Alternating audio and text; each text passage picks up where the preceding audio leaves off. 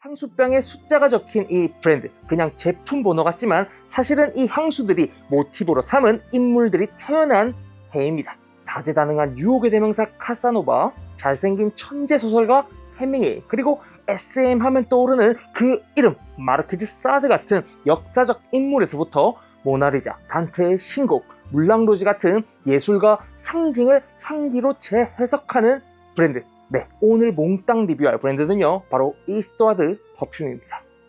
반갑습니다. 센스쟁입니다. 네, 여러분들, 저는 향수를 고를 때 향기만 보진 않습니다. 그 안에 담긴 스토리, 브랜드의 색깔, 철학, 그리고 그 향이 어떤 이미지와 상상으로 연결되는지 그런 것도 같이 보는 편인데요. 오늘 소개할 이 브랜드는 그런 요소들을 정말 잘 담고 있고요.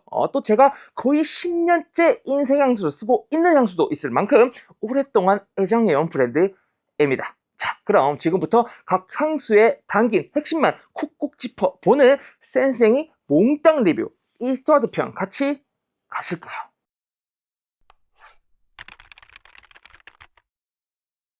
저에게 인생에서 가장 많이 쓴 향수가 뭐냐고 물으신다면 저는 이스트와드 퍼퓸의 1725 카사노바라고 대답을 합니다.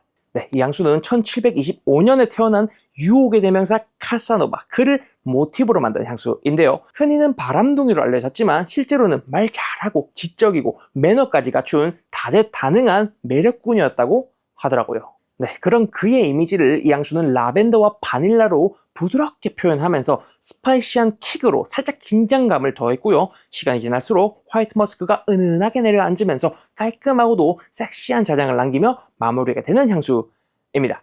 특히 이 잔향이 정말 킬링 포인트거든요. 향 맡는 분들마다 정말 다양하고 여러 가지 좋은 피드백을 주셨던 게 기억에 남는데, 여러분들도요, 꼭 뿌려보시고 카사노바의 매력을 한번 느껴보시길 추천드릴게요.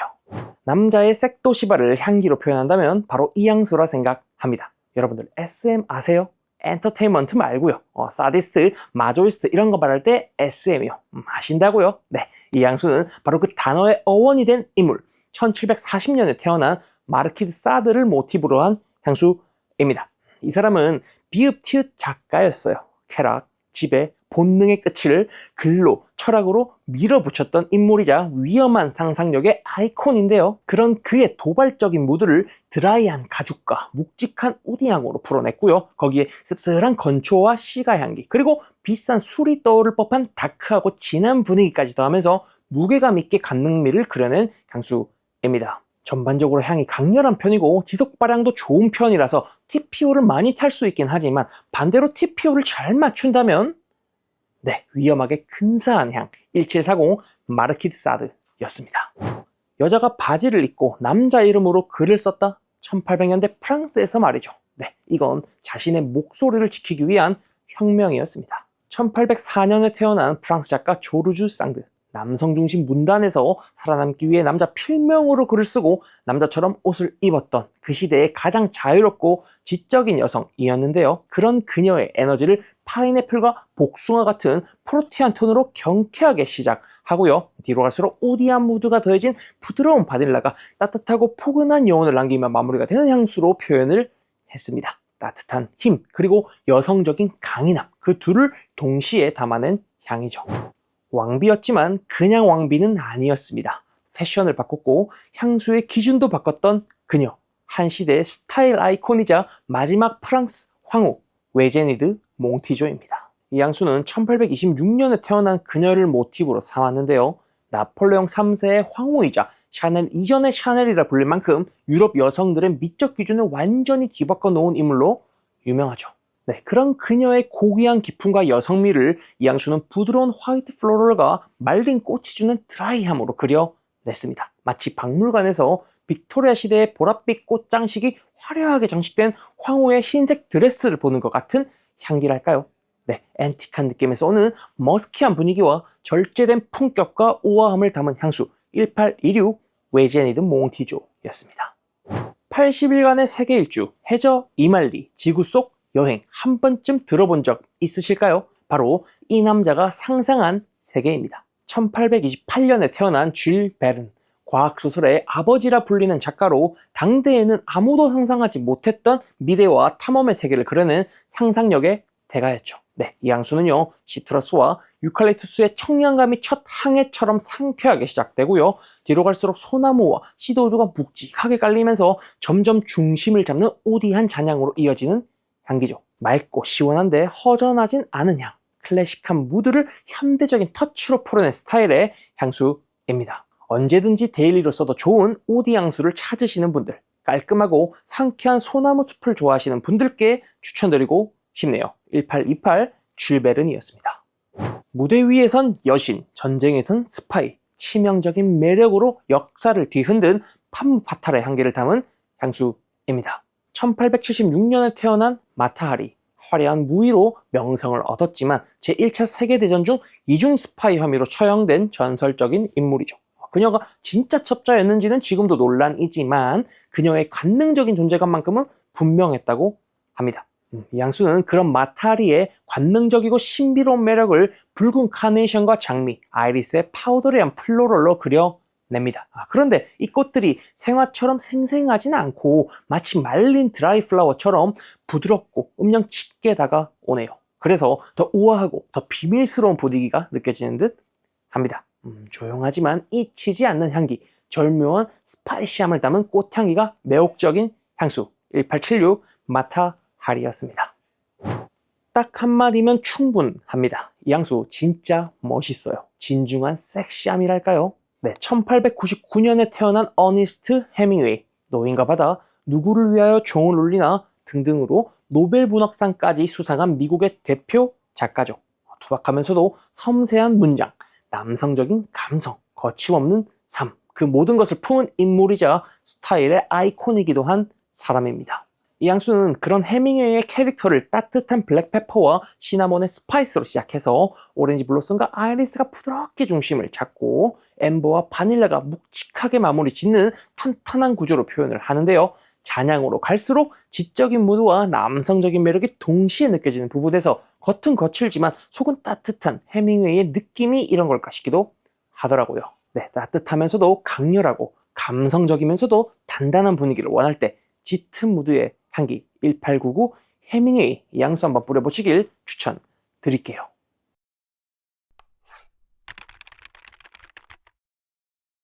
7753 모나리자, 그림이 아니라 향으로 다시 태어났습니다. 이 숫자는 모나리자의 가로 세로 그림 길이를 뜻하는 숫자고요. 이 향수는 그 수수께끼 같은 미소를 향기로 풀어낸 해석이죠.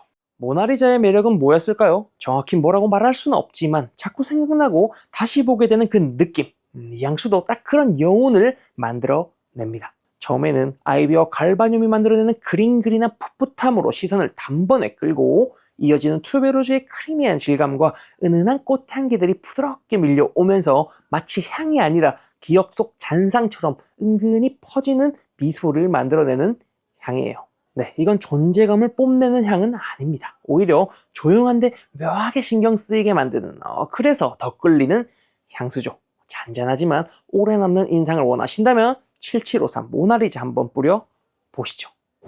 1472 라 디비나 코메디아, 이 숫자 단테의 신곡이 세상에 처음 인쇄된 해입니다. 신곡은 단테가 지옥, 연옥, 천국을 통과하며 영혼의 여정을 그린 서사시인데요.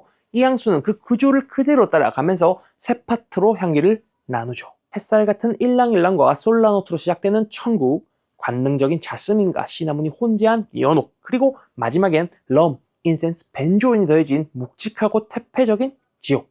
네, 단테의 신곡을 향으로 구성한 문학적인 향수, 묘하게 중독적이고 신비로운 향기를 담은 1472 라 디비나 코메디아였습니다.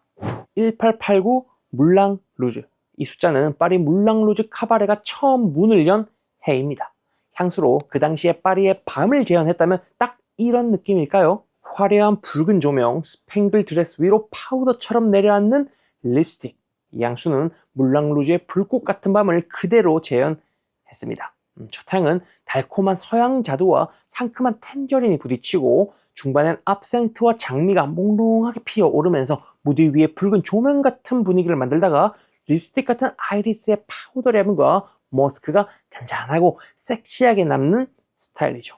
네, 쇼가 끝난 뒤 남는 공기, 그런 느낌이랄까요? 조용한데 은근히 자극적인 딱 그 여운, 1889 물랑루즈였습니다. 달콤하고 짜릿하고 조금 위험한 향기. 한마디로 말하자면 이건 관능 그 자체의 향기입니다. 1969년 성적 해방과 자유의 물결이 터졌던 그 해의 섹슈얼한 무드를 그대로 향으로 담아낸 향수예요.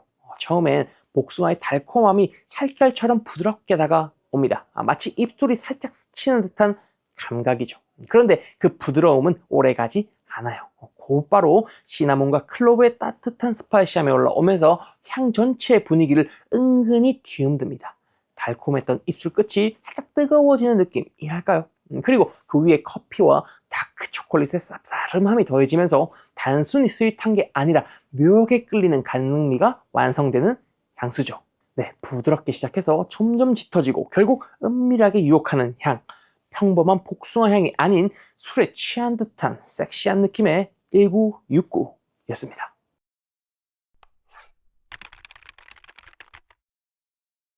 이 시리즈의 이름은 This is not a blue bottle입니다. 하지만 분명 파란 병이죠. 네, 이 도발적인 이름은 초현실주의화가 르네 마그리트의 그림에서 영감을 받았다고 합니다.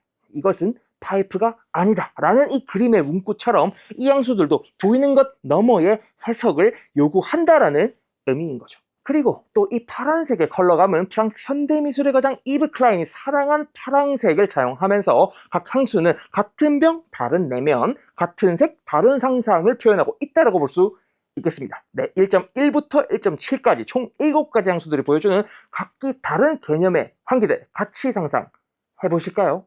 먼저 This is not a blue bottle 1.1입니다. 네, 이 향수는요, 비트 오렌지에 톡 쏘는 시트러스와 깨끗하게 터지는 알데하이드가 만나 첫 인상부터 짜릿하고 선명하게 시작됩니다. 그리고 중반부로 갈수록 차갑고 메탈릭한 느낌의 플로럴 향이 올라오는데요. 그런데 그 사이로 스며드는 꿀의 은근한 따뜻함이 있어서 의외의 온기를 더해주는 부분이 킥으로 느껴졌던 향수고요. 또 차가움과 따뜻함, 날카로움과 부드러움이 교차하면서 묘하게 중독적인 매력을 만들어주는 향수였습니다. 네, 단순히 알데하이드한 머스감이 주는 깨끗한 향이 아니라 묘하게 이 뒤틀린 온도감이 주는 부분이 특징적인 향수 1.1이었습니다.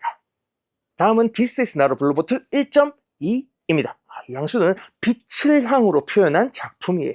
눈에 보이진 않지만 따뜻하게 느껴지는 햇살처럼 이 향수도 바람에 실려오는 라일락 꽃내음부터 화이트 머스크가 주는 부드러운 잔향까지 확실한 존재감을 남기는 향이죠. 특히 이 향수가 보여주는 스윗한 꽃향기와 스파클링한 느낌이 프레쉬하면서도 달콤한 꽃빛 터널 밑에서 막걸리 한잔 하는 것 같은 느낌을 자아내는데 그 향기가 상당히 주변 사람들도 인지하기 좋다 보니까 이 향수를 뿌리면 정말 많은 사람이 물어보는 것 같습니다. 오늘 뿌린 향수 뭐야? 라고 말이죠. 네, 오늘 향수 뭐 뿌렸어요를 가장 많이 듣는 향수 This is not a blue bottle 1.2였습니다. 이번에는 This is not a blue bottle 1.3입니다. 네, 이 향수가 불이라는 개념을 향기화시킨 거라 그런지 관능적인 불꽃 같은 블러드 오렌지의 강렬함부터 시작합니다. 그리고 이어지는 빨간 장미와 농밀한 사프란이 합쳐지는 콤보는 정말 섹시하게 이 불꽃처럼 퍼지고요. 마무리는 패출리와 가죽이 무게감을 잡아주면서 한 번 뿌리면 오래 남는 열기를 만들어주는 듯한 향수예요. 특히 가을 겨울에 패셔너블하게 옷을 입고 향기로 활용 점정을 주고 싶을 때 저는 이 향수를 찾게 되더라고요. 샤프하게 섹시한 매력을 발산하고 싶으시다면요, 1.3 이 향수 꼭 뿌려 보시죠. 네, 이 향수는 This is not a blue bottle 1.4입니다.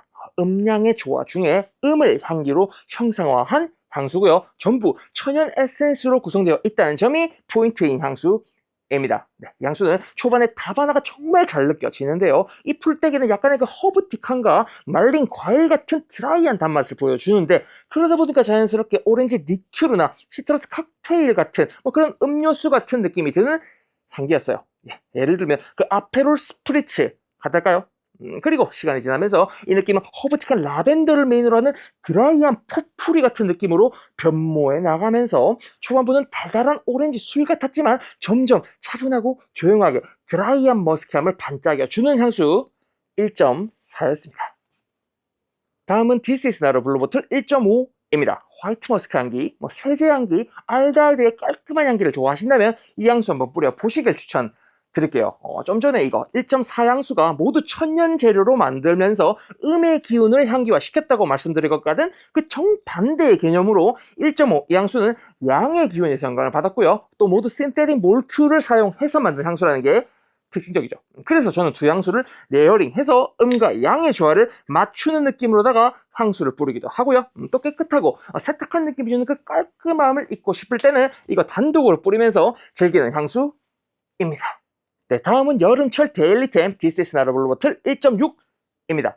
이 향수는 시트러스와 베티버 구조를 아주 잘 보여주는 밝고 상쾌한 느낌의 향수예요. 초반부는 자몽, 오렌지, 유자의 그 상큼 쌉싸람이 프레쉬함을 가져다 주고요. 곧이어 네롤리가 주는 밝은 꽃향기를 메인으로 가져가다가 점점 베티버가 주는 풀뿌리의 얼스함이 은은하게 자리 잡는 향수죠. 네, 저는 이 향수를 사계절 내내 뿌리는 편인데요. 그만큼 머리꽃 뿌려도 언제 뿌려도 분위기에 잘 녹아드는 기분 좋은 향기 1.6이었습니다. 네, 블루보틀 시리즈 마지막은요. This is not a blue bottle 1.7입니다. 초반부는 코코넛과 청량감 있는 오존 노트가 해변의 햇살 같은 느낌을 자아내고요. 거기에 점점 따뜻한 공기 속에 들어가던 향긋한 프랑지파니 꽃이 피어나면서 트로피칼한 분위기를 만들어주는 향수예요. 그래서 그런지 저는 이 향수를 하와이안 셔츠나 쿠반 카라 셔츠 같은 거 입을 때 종종 뿌리는 편인데, 뿌릴 때마다 이 삭막한 도시석을 떠나서 휴양하고 싶다는 생각을 절로 들게끔 만들어주는 향수기도 합니다. 네, 코코넛과 화이트 머스크 그리고 프랑지파니 꽃이 주는 열대 바이브가 매력적인 향수 1.7이었습니다.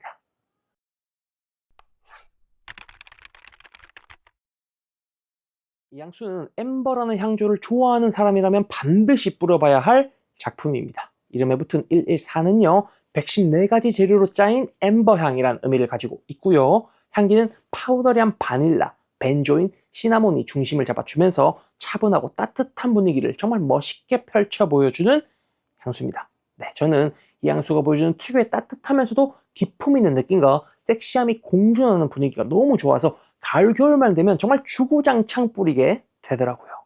네, 다음으로 이 향수는 패출리라는 풀떼기에서 뿜어져 나오는 관능미를 정말 잘 살린 향수입니다. 향의 시작은 비누처럼 부드럽고 은은하게 퍼지는 파우더리한 카다멈으로 시작되지만 시간이 지날수록 패출리 특유의 우디하고 어두운 노트가 서서히 올라오면서 잔잔하게 깔린 머스크와 어우러지죠. 이 소피한 바이브와 감능적인 패출리가 만들어내는 분위기가 정말 매력적인 향수입니다. 네, 히피스러운 빈티지스러운 그 풀떼기의 면모와 녹색의 컬러감이 뿌옇게 퍼지는 느낌의 향수 느와 패출리였습니다. 엉성 로아, 인센스 킹이라는 뜻의 이 향수 이름처럼 올리바넘, 프랑킨센스의 향기를 좋아하시는 분이 계시다면 이 향수는 꼭 시향해 보셔야 합니다. 네, 시작은 카모마일과 프랑킨센스가 기도하기 전 숨을 고르는 그 순간처럼 조용하고 투명하게 다가오고요. 곧이어 시드우드를 필두로 한 우디 향기가 쫙 깔리면서 신성함과 명상적인 느낌을 주는데 전체적으로 차분하게 깔리는 이 스모키한 포인트가 일품인 향수예요. 네, 고요함조차 관능적일 수 있다면 바로 이런 느낌 아닐까요? 인센스 킹 엉성 로아였습니다. 하이한 튜베로즈 꽃이 주는 리얼한 향기가 궁금하셨다면요, 이 향수 시향해 보셔야 합니다. 튜베로즈와 자스민 그리고 티아레 꽃이 하나 둘씩 피어나면서 맑고 고요한 밤이 주는 그 묘하게 중독적인 감상을 만들어내는 향수예요. 초반에 루버브가 주는 가볍고 새콤한 스윗함이 먼저 다가오는데 이 감각은 후반부의 캐러멜과 바닐라 잔향으로 부드럽게 이어지면서 튜베로즈를 중심으로 한 흰꽃 향기들을 더 선명하게 더 깊게 끌어올려 주는 부분이 특징적인 향수예요. 몽환적이고 은근한 플로럴 그리고 잠들지 않는 밤의 체온 같은 리얼한 튜베로즈 향기가 매력적인 향수 튜베로즈 니 블랑시였습니다.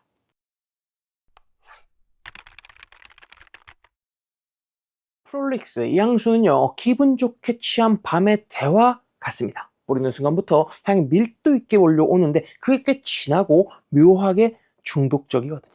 네, 이 향수의 핵심은 강렬한 로즈와 토바코의 조합인데요. 다크한 장미가 피어나는 순간 묵직한 토바코 향과 맞물리면서 이 섬세하면서도 어딘가 위험한 느낌이 확 터져 나오는 듯 하고요. 시간이 지날수록 스파이시함과 우디한 무게감을 더하면서 어둡고도 따뜻한 향상을 남기는 게 포인트인 향수입니다.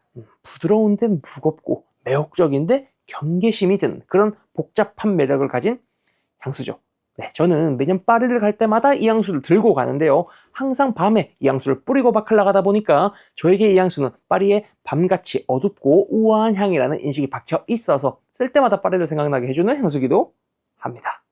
일레브런트 향수는요, 간습을 거부하는 이라는 뜻을 가지고 있는데요. 그 이름처럼 노트들 간의 마이웨이가 재밌는 향수예요. 시작은 베르가못, 엘레미, 라벤더의 달콤하고 상쾌한 향으로 오프닝을 열어주는데 이 향들이 스티락스와 오드가 주는 우디 향기와 충돌하면서 점점 어둡고 진하고 풍부한 느낌으로 우디 발사믹한 향기를 전달하는데 그 특유의 파우더의 분위기가 정말 독특하다 싶은 향수입니다.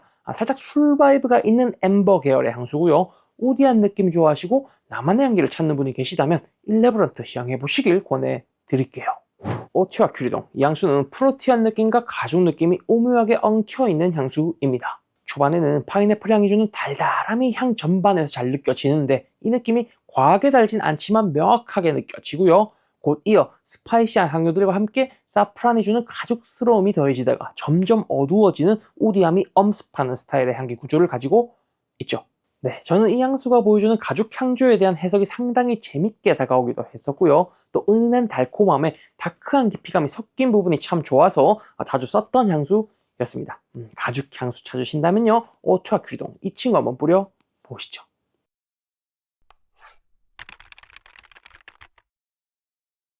로삼, 이 향수는 장미향인데 로맨틱한 스타일은 아닙니다. 메탈릭하고 날선 장미의 느낌이죠.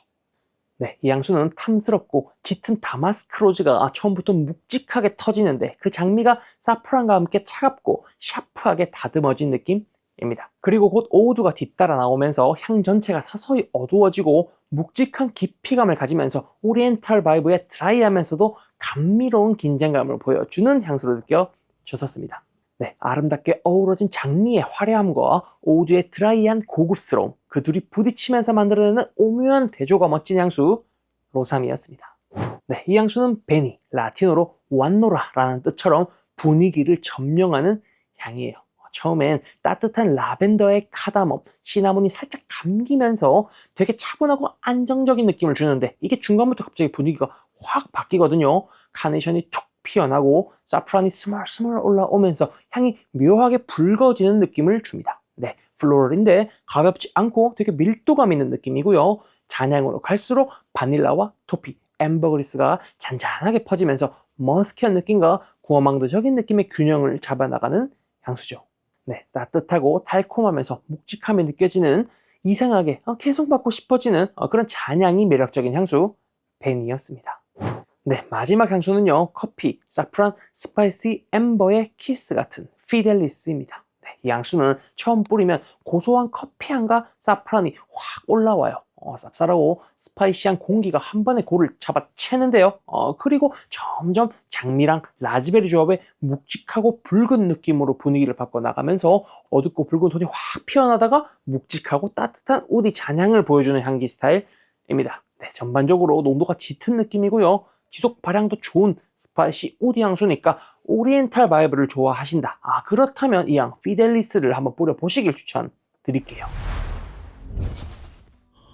네, 여러분들 이렇게 이스트워드 퍼퓸 향수들 몽땅 리뷰를 완료했습니다. 샘플 오셔서 향수 하나씩 시향하시면서 영상을 보시거나 이 향이 궁금했다 싶으실 때 찾아보실 수 있도록 28개 향수들을 한 편에 정리했으니까요. 재밌게 봐주시길 부탁드릴게요. 네, 저는 또 다음 향수 이야기에서 뵙도록 하겠습니다. 향기로운 하루 보내세요.